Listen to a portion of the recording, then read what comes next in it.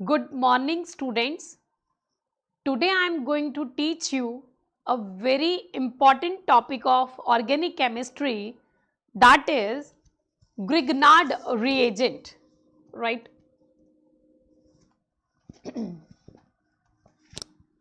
Grignard reagent. Grignard reagent is very important topic of organic chemistry. और अगर बेटा JEE और नीट के पॉइंट ऑफ व्यू से देखें तो हर साल इस टॉपिक में से क्वेश्चंस आते ही आते हैं, लेकिन जनरली स्टूडेंट्स का ये टॉपिक थोड़ा सा वीक रह जाता है या मिस कह लो हो जाता है। उसका रीज़न क्या है? रीज़न बेटा उसका ये है कि जब हम बोर्ड का सिलेबस देखते हैं या हम नीट का सिलेबस देखते हैं या जेई का सिलेबस देखते हैं, वहाँ पे ये एज अ चैप्टर नहीं दिया हुआ, एज अ टॉपिक नहीं दिया हुआ, राइट? तो जैसे कि मैं आपको +1 के हम ऑर्गेनिक केमिस्ट्री के चैप्टर देखें तो सम बेसिक प्रिंसिपल्स हैं, देन हमारे पास हाइड्रोकार्बन्स हैं। +2 का अगर हम चैप्टर देखें हेलोजन डेरिवेटिव्स है, alcohol, ether, aldehyde ketone and so on. लेकिन ग्रिग्नार्ड रिएजेंट का कोई भी चैप्टर नहीं है। लेकिन आप हर ऑर्गेनिक के चैप्टर के अंदर इसका कुछ पार्ट स्टडी करते हैं, राइट? रैंडम वे में पढ़ते हैं, डिसऑर्गेनाइज्ड वे में पढ़ते हैं। तो मैंने क्या करा है बेटा, मैंने इस लेक्चर में उसको ऑर्गेनाइज्ड करने की कोशिश करी है, राइट? इस अगर आप ध्यान से देखें यहां पर मैंने एक और पॉइंट बताया है कि जो ग्रिग्नार्ड रिएजेंट है वो हमारा सुपर नेटवर्किंग रिएजेंट है। इसका क्या मतलब है? सुपर नेटवर्किंग रिएजेंट क्यों, इसको इतनी इंपॉर्टेंस क्यों दी जा रही है ग्रिग्नार्ड रिएजेंट को? एक तो मैंने आपको बता दिया कि जेई और नीट के पेपर्स में हर साल इस टॉपिक में से क्वेश्चन आता है, तो सुपर तो अपने आप ही हो गया। दूसरा बेटा इसके जो यूजेस हैं इंडस्ट्रियल लेवल पे और ऑर्गेनिक सिंथेसिस में बहुत ज़्यादा हैं, राइट? नेटवर्किंग का मतलब क्या है? इसको नेटवर्किंग रिएजेंट क्यों बोला गया है? जैसे बेटा अब हमारी ऑनलाइन क्लासेस चल रही हैं कोविड के कारण, तो हम आपस में एक दूसरे के साथ कैसे इंटरकनेक्टेड हो पा रहे हैं? Due to network, right? तो ग्रिग्नार्ड रिएजेंट भी सभी चैप्टर्स के साथ जो है अपना नेटवर्क बनाता है, सभी चैप्टर्स के साथ इंटरकनेक्टेड है इन सम वेज, यानी कि हर चैप्टर में आप इसका कुछ ना कुछ पार्ट पढ़ते हैं, राइट? अब मैंने इसकी जो कनेक्टिविटी है, इसकी जो नेटवर्किंग है, इस फ्लावर के थ्रू दिखाने की कोशिश करी है। अगर आप देखें तो यहां पर आप देखें ये जो टॉपिक्स लिखे हैं बेटा, hydrocarbons, alkyl halides, alcohol ether, aldehyde ketones, right, amines, carboxylic acid, derivatives, organometallic compounds, ये सारा आपका सिलेबस है ऑलमोस्ट ऑर्गेनिक केमिस्ट्री का ऑर्गेनोमेटालिक कंपाउंड्स को छोड़कर, जो कि इनऑर्गेनिक केमिस्ट्री का टॉपिक है, राइट? इनऑर्गेनिक केमिस्ट्री में कोऑर्डिनेशन कंपाउंड्स के अंडर आप इस टॉपिक को पढ़ते हैं। तो आप देखें इसकी कनेक्टिविटी, आप देख रहे हैं हाइड्रो हर चैप्टर में, हर चैप्टर के साथ बेटा ये इंटरलिंक्ड है, हर चैप्टर के साथ। अब हमें करना क्या है, इसको ऑर्गेनाइज्ड वे में पढ़ना है, राइट? यानी कि ग्रिग्नार्ड रिएजेंट पढ़कर हम बाकी सारे चैप्टर्स की रिवीजन कर सकते हैं, राइट?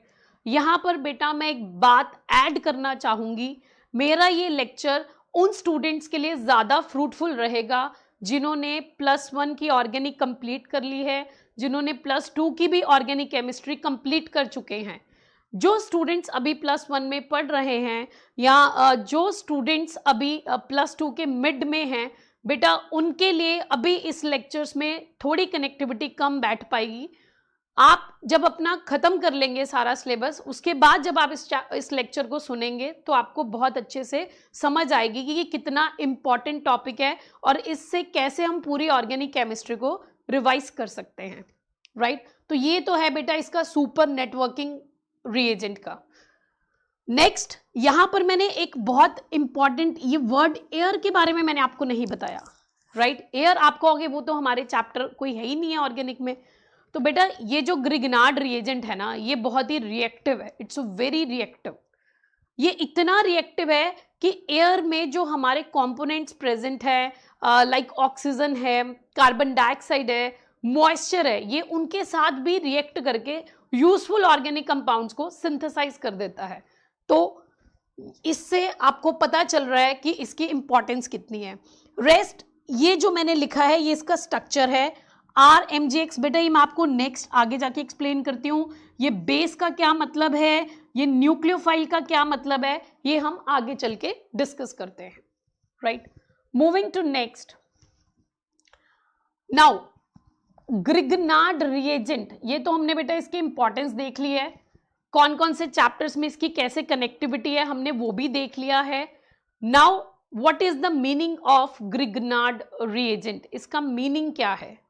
जो ग्रिग्नार्ड है बेटा, that is the name of scientist Victor Grignard, जिनके आप ये फोटो बेटा देख सकते हैं। ये विक्टर ग्रिग्नार्ड सर हैं, जिन्होंने 1900 में ग्रिग्नार्ड रिएजेंट को डिस्कवर करा था, और इसका इंडस्ट्रियल लेवल पर और ऑर्गेनिक सिंथेसिस में इतनी इंपॉर्टेंट एप्लीकेशंस है जिसके बेसिस पे इनको 1912 में नोबेल प्राइज दिया गया for the discovery of Grignard reagent. So Grignard is the name of the scientist, that is Victor Grignard, जिन्होंने इसको डिस्कवर किया था।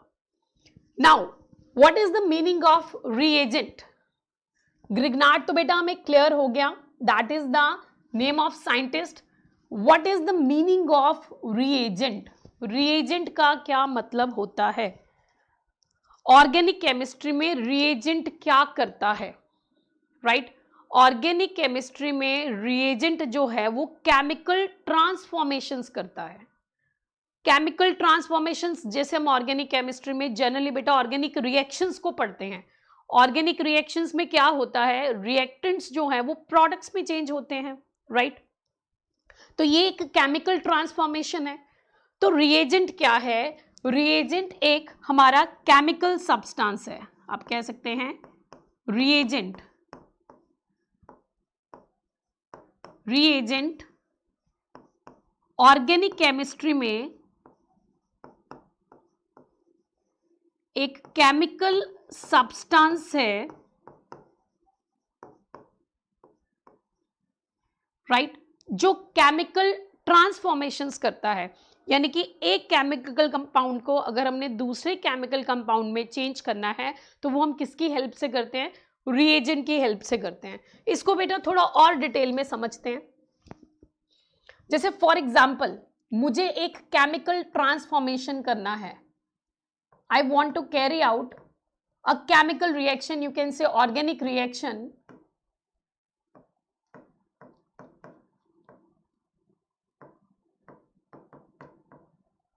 इस केमिकल ट्रांसफॉर्मेशन में मुझे अल्कोहल से एल्काइल हैलाइड बनाना है। ये एक ऑर्गेनिक रिएक्शन है, बहुत ही कॉमन ऑर्गेनिक रिएक्शन है जो आप हेलोजन डेरिवेटिव्स में पढ़ते हैं।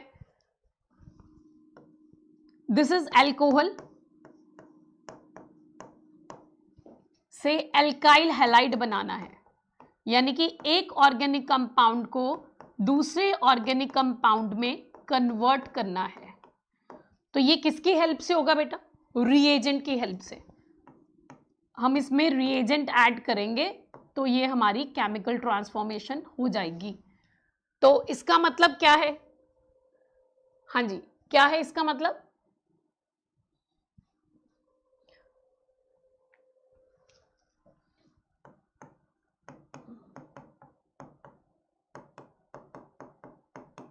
रिएजेंट जो एक केमिकल सब्सटेंस है जो केमिकल ट्रांसफॉर्मेशंस करता है ऑर्गेनिक में, और ये रिएजेंट बेटा कंपाउंड भी हो सकता है, मिक्सचर भी हो सकता है। हमने सब्सटेंस बोला है, ये जो है कंपाउंड भी हो सकता है और ये मिक्सचर ऑफ कंपाउंड्स भी हो सकता है। जैसे कि इस केमिकल ट्रांसफॉर्मेशन को अगर मुझे करना है तो मैं कौन सा रिएजेंट यूज करूंगी? I will use the Lucas reagent. Lucas reagent.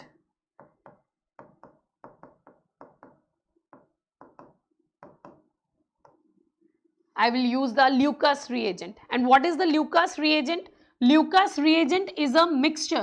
Short में बेटा हम इसको LR भी बोल सकते हैं. LR. तो Lucas reagent जो है LR, that is the Lucas reagent, that is a mixture. किस किस का mixture है बेटा ये? That is concentrated HCl plus zinc chloride. Zinc chloride का.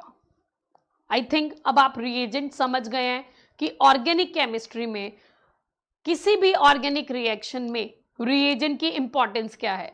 वो एक केमिकल ट्रांसफॉर्मेशन को करता है, राइट. और बहुत से रिएजेंट्स है बेटा. रिएजेंट की बहुत एग्जांपल्स हैं हमारे पास. टॉलेंस रिएजेंट है, गिलमैन्स रिएजेंट है, इसी तरह से हमारा ग्रिगनार्ड रिएजेंट है जो कि ऑर्गेनिक सिंथेसिस में यूज करके हम बहुत सारी केमिकल ट्रांसफॉर्मेशंस को करते हैं, राइट.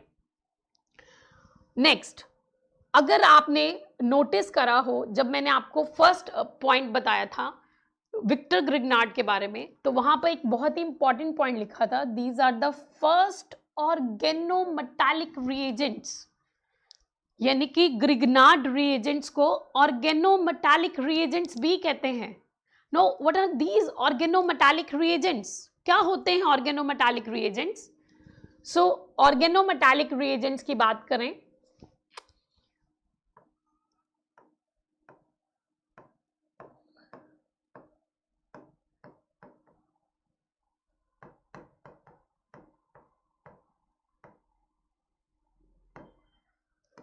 और ऑर्गेनोमेटालिक कंपाउंड्स भी कह सकते हैं आप.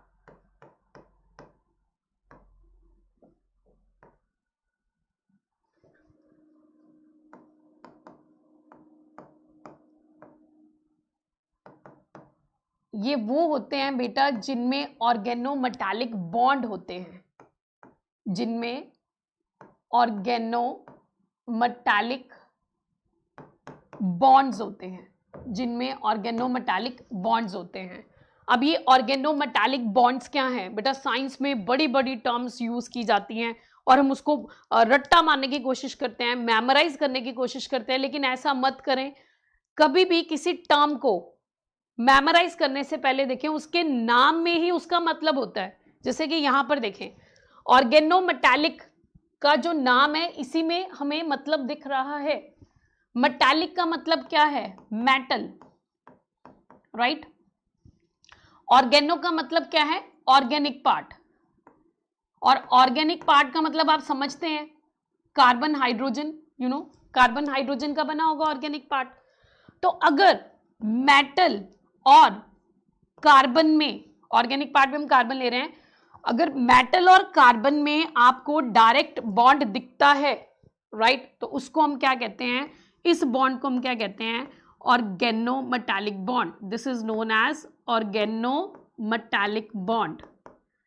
This is known as organometallic bond. So यहां पर अगर मैं कार्बन की वैलेंसी सेटिस्फाइड करूं तो दैट इज 4.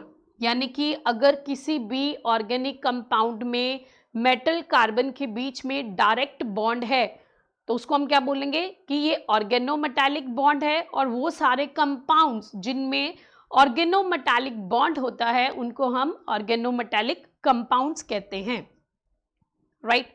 कुछ एग्जांपल्स देख के समझते हैं इस चीज को और डिटेल में. जैसे फॉर एग्जांपल ये हम अपना ग्रिगनार्ड रिएजेंट ही ले रहे हैं बेटा. ग्रिगनार्ड रिएजेंट हम बात शुरू करी है हमने, रूट से कनेक्ट करें.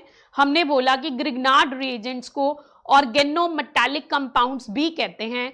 तो क्यों कहते हैं ग्रिगनार्ड रिएजेंट को ऑर्गेनोमेटालिक कंपाउंड्स? ये हमारा ग्रिगनार्ड रिएजेंट का स्ट्रक्चर है. This is the structure of Grignard reagent और सुपर नेटवर्किंग रिएजेंट, राइट. ये उसका स्ट्रक्चर है. तो इसमें आप देखें तो कार्बन और मैग्नीशियम के बीच में बॉन्ड जो है ये कौन सा बॉन्ड है? ऑर्गेनोमेटालिक मेटालिक बॉन्ड, OMB, हम इसको क्या बोल देते हैं शॉर्ट में, OMB, organometallic bond.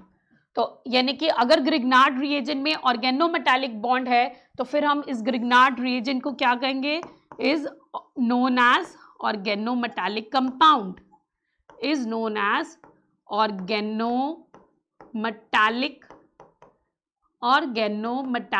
Compounds, right. कुछ और एग्जांपल्स देखते हैं बेटा ऑर्गेनोमेटालिक कंपाउंड्स की।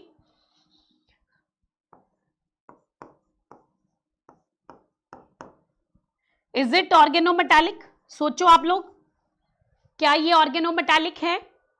यस, ये ऑर्गेनोमेटालिक है, क्योंकि आपको इसमें क्या दिख रहा है, ये कौन सा बॉन्ड है बेटा, OMB, that is organometallic bond. तो yes, this is a organometallic compound. आपने बहुत से और भी ऑर्गेनोमेटालिक कंपाउंड्स पढ़े हैं, di alkyl cadmium, ketone synthesis में बेटा ये यूज होता है, कीटोन सिंथेसिस में। तो यहां पर भी आर का मतलब क्या है, कार्बन, ठीक है। तो कार्बन और कैडमियम के बीच में भी बॉन्ड दिख रहा है हमें, तो इसको भी हम क्या कहेंगे, that is organometallic compound. Gilman's reagent, this is Gilman's. कुछ एग्जांपल्स दे रही हूं बेटा। गिलमैन्स रिएजेंट अगर आपको याद हो, आपने ये कोरे हाउस में पढ़ा होगा, अनसिमेट्रिकल एल्केन के सिंथेसिस में। थोड़ा सा रिवीजन भी करना चाहिए पिछले टॉपिक्स का, इंटरकनेक्टेड ऑर्गेनिक केमिस्ट्री। तो ये गिलमैन्स रिएजेंट ऑर्गेनोमेटालिक है, डाइल्काइल कैडमियम इज ऑर्गेनोमेटालिक, और ये जो हमारा मिथाइल लिथियम है, दिस इज ऑल्सो ऑर्गेनोमेटालिक। तो यहीं से बेटा जब हम कुछ पढ़ते हैं तो उसको हमें प्रिसेप्शन लेनी है कि जेई में हमसे कैसे पूछा जा सकता है, नीट के कॉम्पिटिशन एग्जाम्स में ये जो टॉपिक है ये कैसे पूछा जाएगा। तो इसका एक क्वेश्चन करते हैं हम।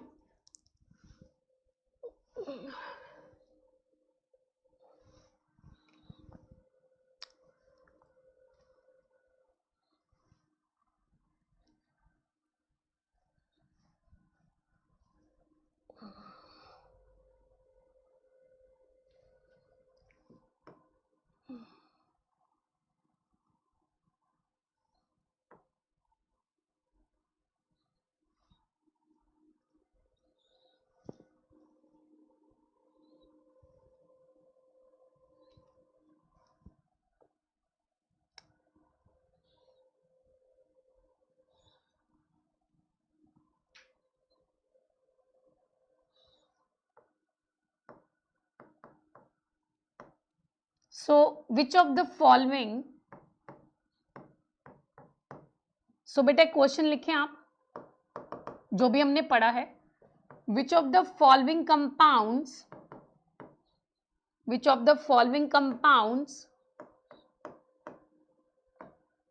are organometallic compounds, organometallic compounds, ठीक है। ये काफी बार बेटा ऐसे क्वेश्चंस जेई और नीट में आ चुके हैं। तो जब क्वेश्चंस आ चुके होते हैं प्रीवियस ईयर में तो उसके ऊपर आपको जेई नीट लिख लेना चाहिए। ऑप्शंस क्या आपके पास, द क्वेश्चन की स्टेटमेंट क्या है, which of the following compounds are organometallic compounds. Option A है आपके पास, ऑप्शन बी है हमारे पास,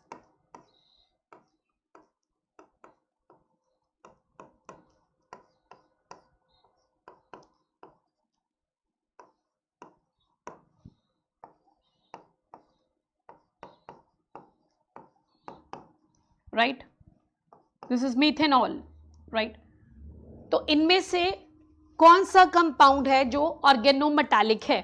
तो ऑर्गेनोमेटालिक कंपाउंड के लिए आपको क्या ढूंढना है कि किसमें ऑर्गेनोमेटालिक बॉन्ड है, और ऑर्गेनिक मेटालिक बॉन्ड की डेफिनेशन क्या है कि अगर कार्बन और मेटल के बीच में डायरेक्ट बॉन्ड है। तो आप फर्स्ट में देखें, ये हमारा सोडियम क्या है, सोडियम इज मेटल, राइट, और ये हमारा कार्बन है, राइट।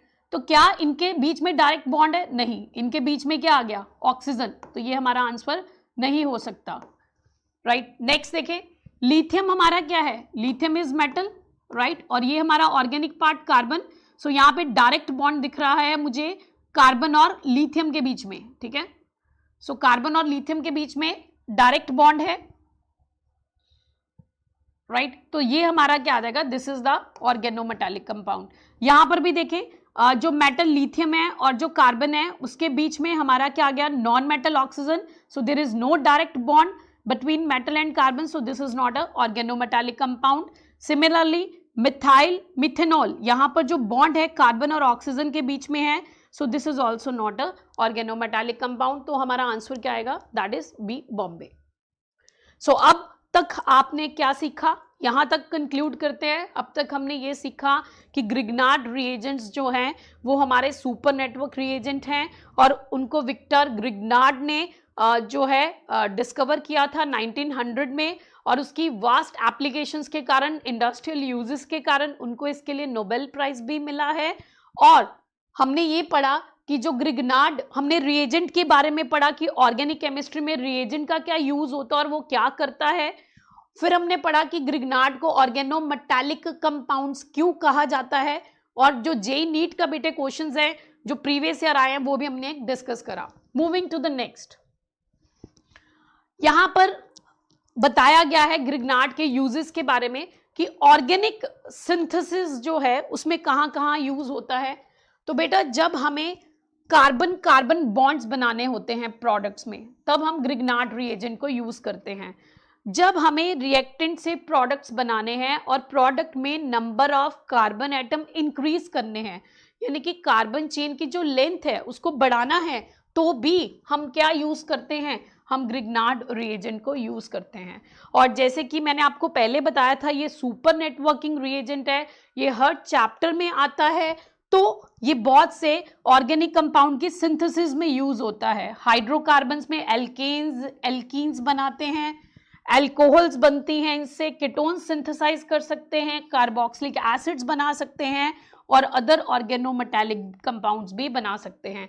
ये इसके यूजेस हैं ऑर्गेनिक सिंथेसिस में। Moving to next, industrial level पे बेटा इसके क्या यूज है, तो यहां पर आप देख रहे हैं this is a structure of a medicine. ये जो है बेटा, ये हमारे पास मेडिसिन है एक, द नेम इज टेमोक्सिफेन। टेमोक्सिफेन मेडिसिन है, राइट।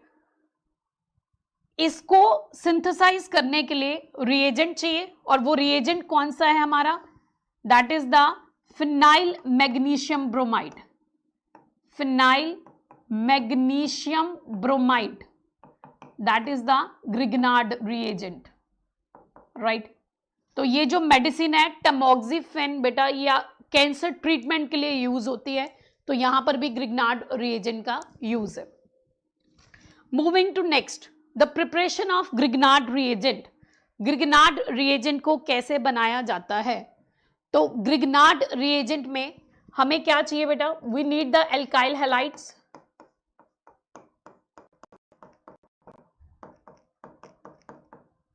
राइट। एल्काइल हैलाइड्स को हम रिएक्ट करवाते हैं मैग्नीशियम मेटल के साथ, right. This is magnesium metal,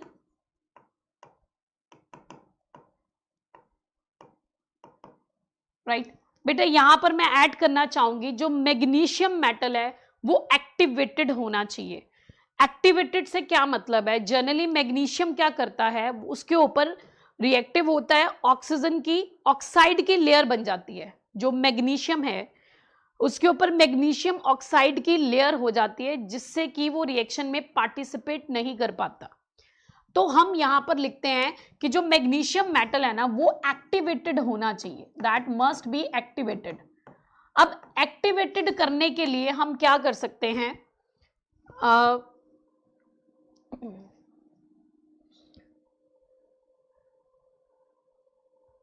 so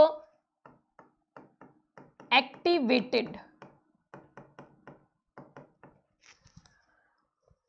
activated करने के लिए या तो बेटा इसमें आयोडीन डाली जाती है जो कि मैग्नीशियम ऑक्साइड लेयर को ब्रेक कर देता है, या फिर हम मैग्नीशियम के छोटे छोटे पीसेस लेते हैं जिससे कि उसका सरफेस एरिया बढ़ जाता है।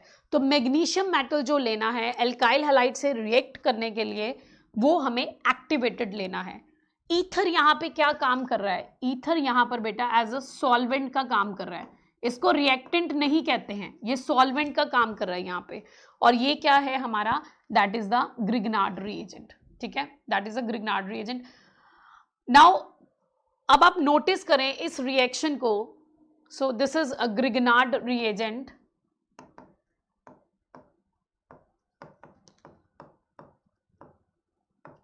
अब आप सोच रहे होंगे ये कैसे बन गया।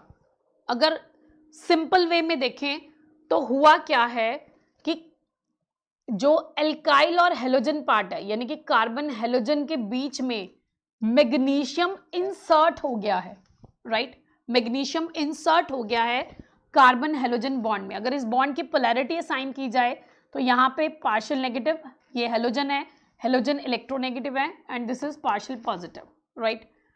अब हुआ क्या है कि मैग्नीशियम का जो इंसर्शन हुआ है, इसको बोलते हैं बेटा oxidative insertion of magnesium, oxidative insertion of magnesium, magnesium का ऑक्सीडेटिव इंसर्शन हुआ है। इससे क्या मतलब है, ये बेटा क्वेश्चन में भी फ्रेम हो सकता है। यहां पर आप देखिए मैग्नीशियम का ऑक्सीडेशन स्टेट क्या है, 0, और यहां पर कितना है मैग्नीशियम, +2, राइट। तो यानी कि मैग्नीशियम की जो ऑक्सीडेशन स्टेट है वो 0 से क्या हो गई, +2, ये ऑक्सीडाइज्ड हो गया। तो इसीलिए इसको क्या बोलते हैं, oxidative insertion of magnesium. So this is the way we can prepare the Grignard reagent by treating the activated magnesium metal with the alkyl halides, organic halides, right। ये तो बेटा जर्नल रिएक्शन है, this is a journal reaction, right, जिसमें हमने R के बारे में कोई एग्जाम्पल नहीं ली है, X कुछ बताया नहीं है। अगर स्पेसिफिकली बात करें तो R क्या क्या हो सकता है, R आपका प्राइमरी एल्काइल ग्रुप हो सकता है, सेकेंडरी एल्काइल ग्रुप हो सकता है, टर्शियरी एल्काइल ग्रुप हो सकता है, अराइल हो सकता है, ये बेटा एलाइल बी हो सकता है, एलाइल ग्रुप बी हो सकता है। एलाइल ग्रुप क्या होता है, sp3 hybridized carbon which is allylic carbon, या लिलिक पोजीशन क्या होती है, sp3 hybridized carbon which is directly attached to sp2, right. Halogen की बात करें, हेलोजन बेटा हमारा क्लोरीन भी हो सकता है, ब्रोमीन भी हो सकता है, आयोडीन भी हो सकता है, राइट। इसकी अब हम अलग अलग तरह के ग्रिग्नार्ड रिएजेंट बनाते हैं। देखो it's very easy to prepare. हम एल्काइल हैलाइड की एग्जांपल ले लेते हैं, दैट इज CH3, राइट। अब यहां पे मैंने मिथाइल आयोडाइड ले लिए, right. Magnesium metal in the presence of dry ether. बेटा जब ग्रिग्नार्ड बनाते हैं ना लैब में, तो एक बात बहुत ध्यान रखना होता है कि एनहाइड्रस कंडीशन होना चाहिए, मतलब वाटर कहीं से भी आना नहीं चाहिए, क्योंकि मैंने आपको बताया था स्टार्टिंग में एयर में जो मॉइस्चर है ग्रिग्नार्ड उसके साथ भी रिएक्ट कर जाता है, तो एनहाइड्रस कंडीशन होनी चाहिए। तभी हमने क्या लिखा है, ड्राई ईथर। तो होगा क्या, देखो वेरी सिंपल, हमने क्या बताया कि कार्बन हेलोजन के बीच में मैग्नीशियम को इंसर्ट करा दो, सिंपल ऑक्सीडेटिव इंसर्शन करा दो मैग्नीशियम की कार्बन हेलोजन बॉन्ड में। कहने का मतलब कार्बन आयोडाइड की दोस्ती तोड़ दो, उनको अलग कर दो, बीच में मैग्नीशियम को डाल दो, राइट। अब ये हमारा कौन सा पार्ट है, this is what, alkyl part, alkyl part, right. इसी तरह से हम एक और एग्जांपल करते हैं, अराइल पार्ट लेते हैं, that is phenyl, right. This is bromobenzene,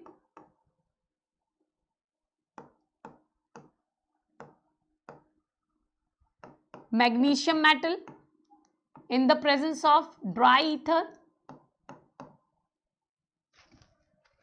very simple, करना क्या है, जो कार्बन हेलोजन बॉन्ड है हमारा, कार्बन हेलोजन बॉन्ड, उसमें मैग्नीशियम का ऑक्सीडेटिव इंसर्शन करा दे, राइट। सो ये बेटा यहां से इसको इरेज करके एक बार दोबारा करते हैं।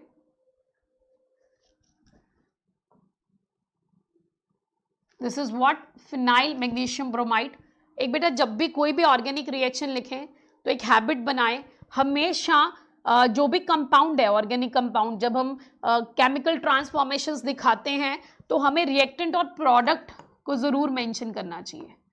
फिनाइल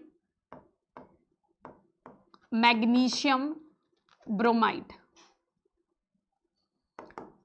सो ये हमने कौन सा पार्ट ले लिया बेटा? ये हम डिफरेंट डिफरेंट ग्रिग्नार्ड रिएजेंट्स बना रहे हैं। This we have taken the aryl part, right. Next हमने बोला था एलाइल भी हो सकता है, it can be allyl as well. So ये मैंने क्या ले लिया? Allyl bromide. तो बेटा आयुपेक नेम्स मैंने नहीं लिखा है बिकॉज जनरली कॉमन नेम्स बेटा यूज होते हैं। Again the same process, you have to go dry ether as a solvent,